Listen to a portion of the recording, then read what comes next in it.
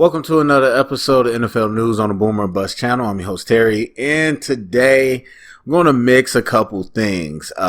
So this is, as you know, if you are subscribed to the channel and pay attention, you know this channel covers a couple things. So this is going to be a blend, a little bit of out of bounds, but also NFL news perspective, of course. So. And that's fine. If it's not for you, can't handle that, then cool. But we're going to get into it because you know, I got thoughts on football and thoughts on social issues, and we got both. So Brian Flores has started a class action lawsuit against the NFL for their hiring practices. And he has some evidence of some things that happened to him.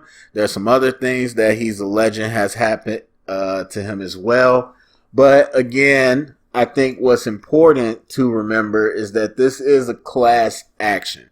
So that means it is room and opportunity for others to join in this class action lawsuit who also feel they've been the victim of this. So we could potentially see more people step up to this. We'll get to that a little later.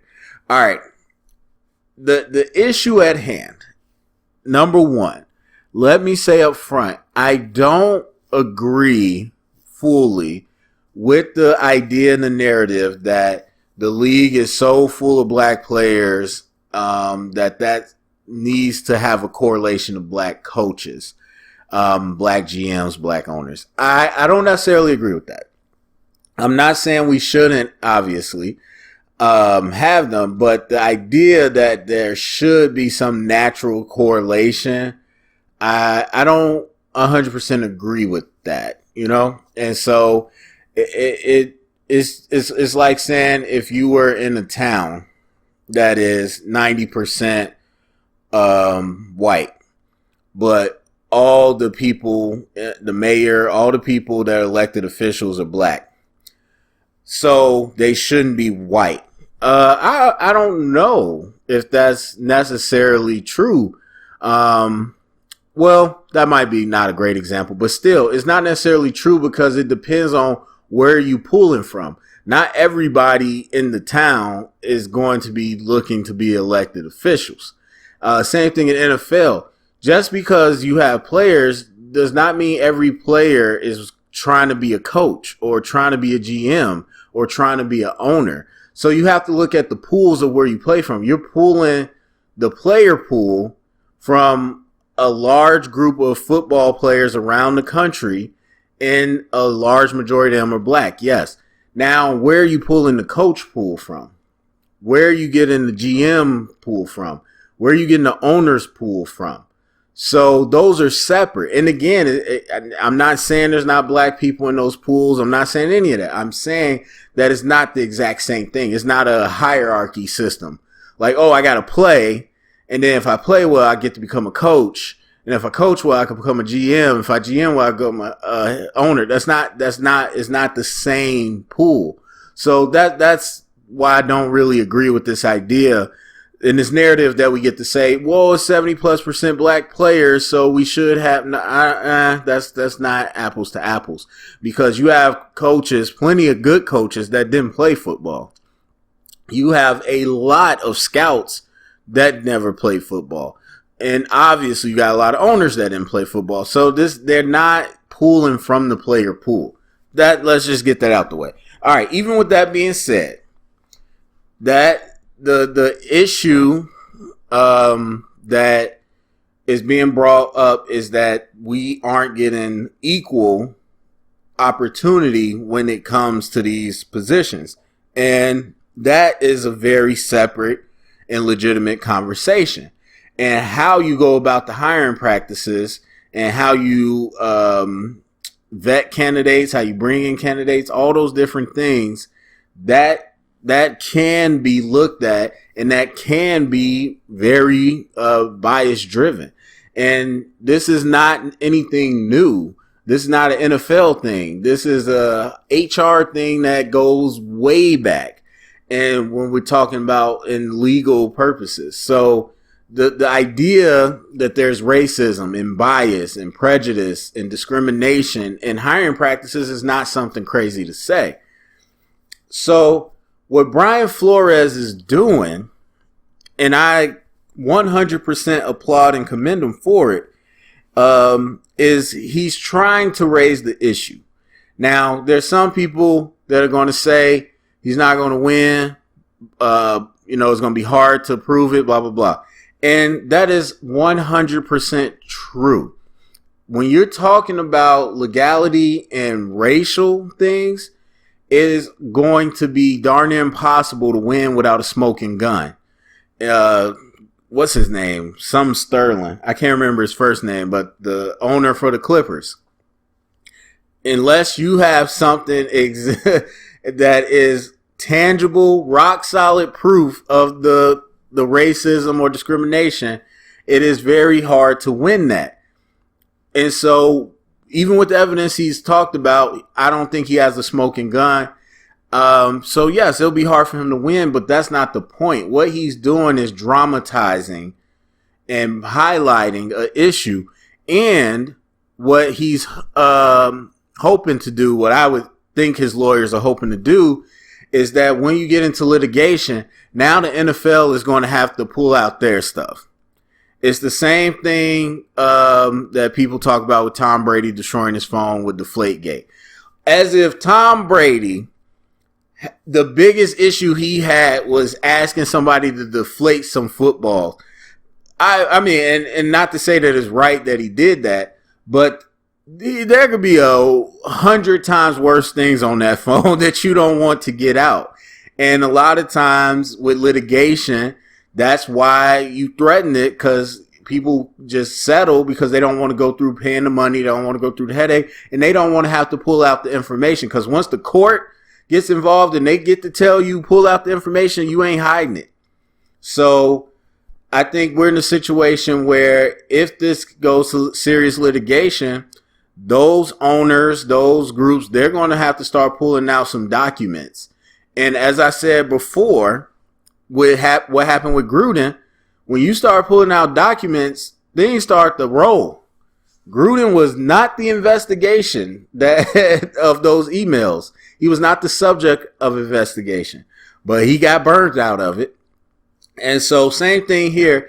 I think, again, when you bring this to court, if the NFL wants to fight it, then these teams, or not even the NFL, but these teams, they're going to have to start pulling out receipts and records, and we're going to really start digging into the stuff. But again, I don't think it's likely he'll win it, but this is starting the conversation. This is highlighting a conversation, and this is really showing you what everybody has been thinking, in the fact that the Rooney Rule has not been effective, and that it essentially is still just being done as a checkbox measure. Now, me, and this is an interesting conversation because I don't have the answer to it, but I've always pushed back against affirmative action. And there's a lot of people that push back against me, saying that, I'm wrong. I just think when we're talking about affirmative action and any of those things, you end up in a quota or a checklist system, and I don't think it helps anybody. I wouldn't say it doesn't help anybody. It doesn't do as much help as you want it to, and I think it does some harm as well. Now, I do get that there's some people that get in the door that wouldn't have, and that they are able to take the opportunity, run with it, and then make opportunities for others, 100%. But still, you're reinforcing the stigma of being less than, because you had to be legislated in here, and I got in here just off pure merit. Now, is it true they get in there off pure merit? No. Is it true that you're only there because of the legislation? Not always. But that's the stigma that gets created. And so, to me, like many others have said, you can't legislate what people think and feel. We keep hearing it, and the fight needs to happen, but I don't know the answer. I mean, we know the answer, but I don't know how we get there. Because the answer is the owners have to think and feel differently, and they won't. First of all, what they did with Kaepernick and everything, and at the behest of Trump. Now, I'll say this. The Trump thing ain't just about him personally for everybody. Most people, it's like the policies and the stuff they're able to do with his regime benefited the business. And so that's why they were in cahoots with him. But still, that if that's your choice, if your choice is capitalism and blah, blah, blah, like to see what they would do for that. Just, imagine trying to change these people's minds where you're not going to let them fully pick who they want, which outside of race is just a power issue. I'm this rich. I own this thing. You think you're going to tell me I can't pick who I want? There's that. Then B, you think you're going to tell these people who to be comfortable around, or that they aren't going to pick people that they feel comfortable with. It's just, I don't see it happening. That's just me personally. So again, I don't think that Flores is going to win or that is necessarily going to fix it. But I do think this is part of highlighting this larger issue. And so he's taking a risk. Not even a risk. He I would say kind of career suicide, NFL wise. And that shows you it's a problem. He's been upfront about it. Everybody's been upfront about it. And the fact that we can openly sit here and say, oh, you're going to stand up against something that's wrong. Oh, yeah, you're screwed. You're done. And everybody could shake their head and acknowledge that. That tells you that there's a problem. And so I commend him and applaud him for it.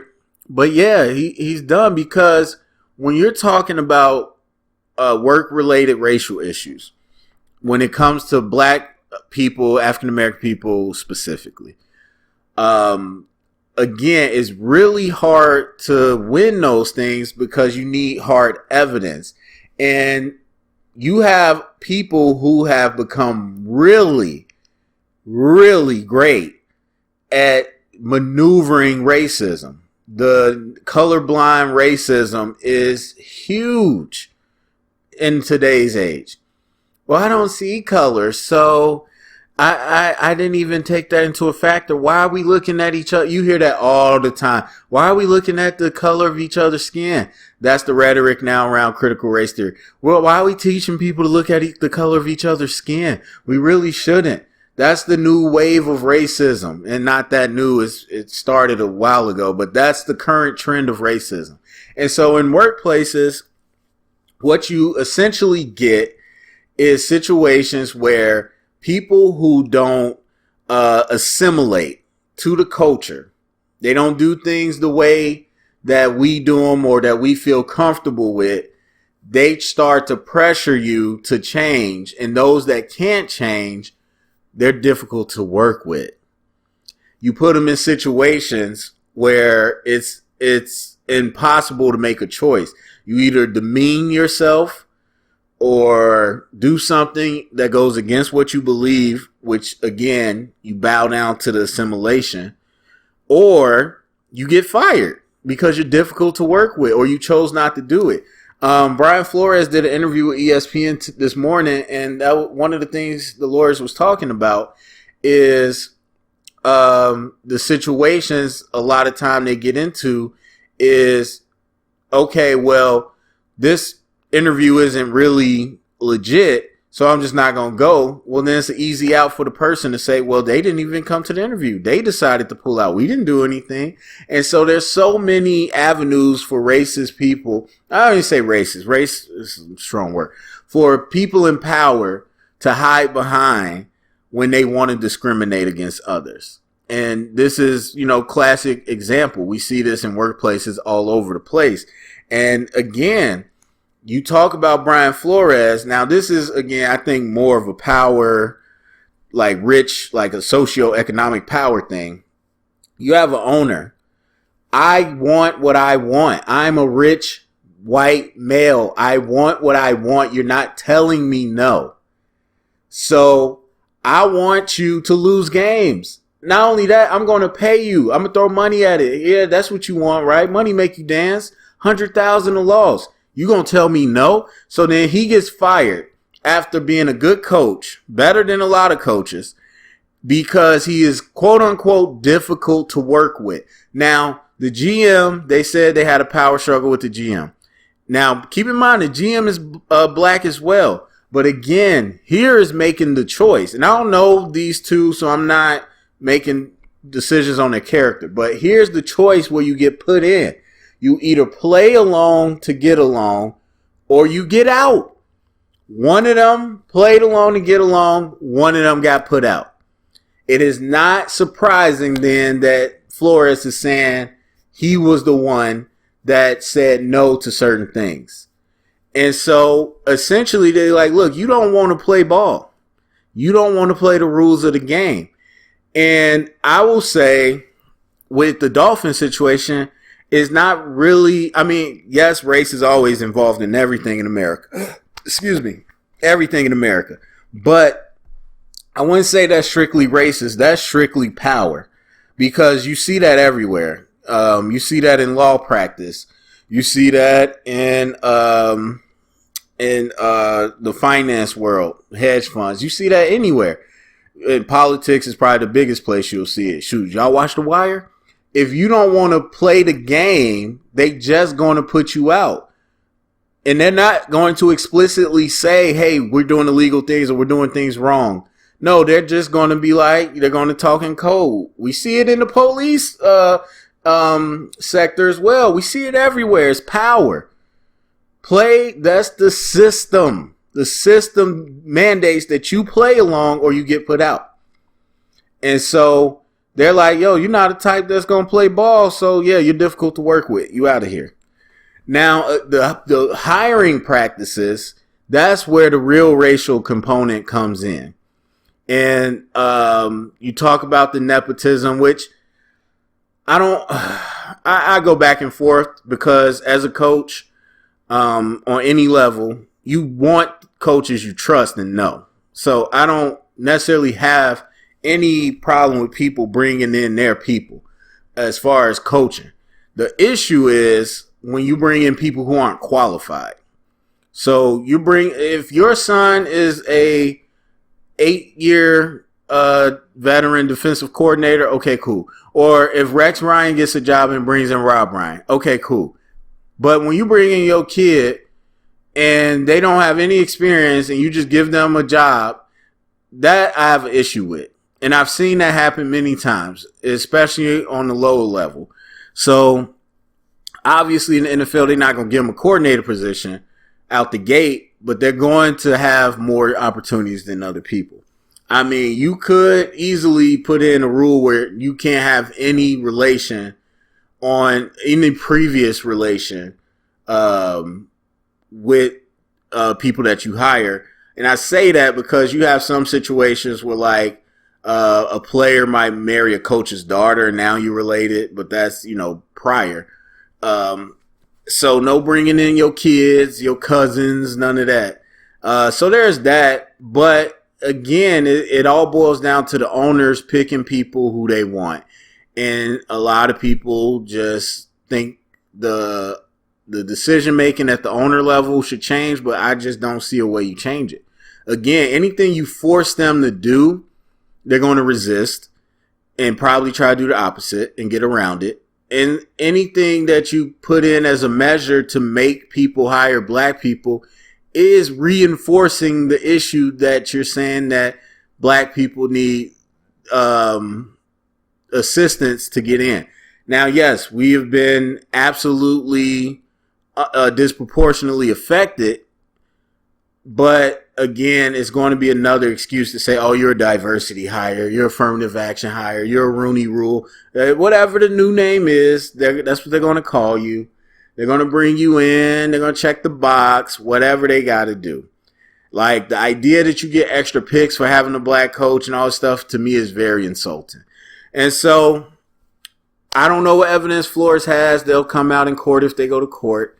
But I fully believe the situations. I don't see why would you come forward if you didn't really go through these things. And I believe these situations happen 100%.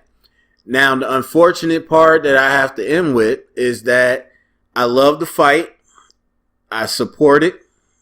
And the other thing I will say is the next real step is that the players have to support it. That's when we'll have a real step. Yes, it's class action. Coaches could come in, blah, blah, blah. But if the player, and we as a country, we weren't always like this, but we as a country, as a society, as people in 2022, don't really believe in collective power like we used to. And that's by design. But still, we don't believe in collective power like we used to. I could say examples from every level, from the very small situations to something big like the NFL. We have to believe in the collective power. Same way, even the NBA, very good union, but they don't use their power like they want to. I mean, the closest you saw was the Bucks not showing up to play the game that night when another black person was killed by the cops. But it could go further than that. The league could, or the players, I should say, could completely cripple the league if they want to. And it's not just not showing up to play the games and stuff. There's a lot of other things they can do with their collective power to show that they want change. That would be, to me, the real next big step. But I'll end off on a unfortunate note to say the only thing that I would predict comes from this is that people get more slick with their discrimination and racism, which is how it always happens. Look at the history of the country. It has not necessarily, I wouldn't even say necessary, it has not gotten better. It has just gotten more covert. That's all it does. I was thinking about this yesterday when I was at the gym. Racism in America is like somebody being creepy at the gym. Back in the day, when, in the heyday of racism and slavery and all that, it wasn't just the gym. It was somebody kicking down your door, coming into your house, and fully being creepy in front of you and being applauded and supported by everybody else doing it. Nowadays, it's only at the gym. Only at the gym where I can have, or not just the gym, but a place where I can have plausible deniability. So now I can't just be up in your face creepy. I got to find a place where I could hide behind things. So now I might be, you at this machine, I might be at the one right next to it. Oh, you working on that? Okay, I might be at the one right across from it. And you could say, hey, it seems like you following me. It seems like you staring at me being creepy. And person be like, no, I just happen to be, in the same gym and I'm working at the machines that's near you. And so you can hide behind that plausibility. That's how racism is now. It ain't just in your face. It's in a space where, I can hide behind. Oh no, it just so happens. It's a coincidence. And that's how people are. They're crafty with it. They're not just overt. They're very crafty with that discrimination. And I think that's what's going to happen now. And I hate to put this into the air, but there's people way smarter than me out there that I'm sure already know this. They're going to interview all the Rooney people first now. That's the new thing. I guarantee you that's going to be the new thing if they don't change the rules up, because that's essentially the most thing you could stand on, or at least in Flores' case, but I'm sure in other people's case. Like, yeah, I showed up and they had already got their guy. They didn't really care. And the thing with the text and Belichick, like, I didn't even interview yet. Now, I personally think, obviously, they don't want you texting and actually having evidence of this. But I personally think they're just going to make sure they get their minority candidates in. Some teams do that. Usually, at first, before it was external, it was internal. So people would just find the nearest black person in the organization, interview them first, never got the job. Now it has to be external. So I think they're just going to get their candidates and then interview them first and then keep on moving. So that's why I think one of the things they're going to do. But I think this is just going to result in them being more sneaky because, first of all, the NFL already denying it after they're the ones that instituted this and said they had a problem. So I don't understand how you're going to sit here and say it's not a problem. And on top of that, in racism and all this other crap, the NFL care, but it's a corporation, we know. Secondly, again, it comes back to the owners. I don't see that changing. I don't see them not doing what they want to do. So I think they're just going to become more covert about it. That's all that is. And as much as we got technology and you can do things, they just going to have to get used to going back to the old school face to face. Every meeting's happening in person, so you can't prove nothing. So that's just what that is, man. They still going to be like, okay, we got coach for dumb reasons usually. Oh, he worked with this quarterback, so he must be great. Oh, their offense was this good, so we want an offensive team. So usually something stupid like that. But then after that, it comes down to the human level. And I think for me in our Chicago Bears, that really solidifies that for me.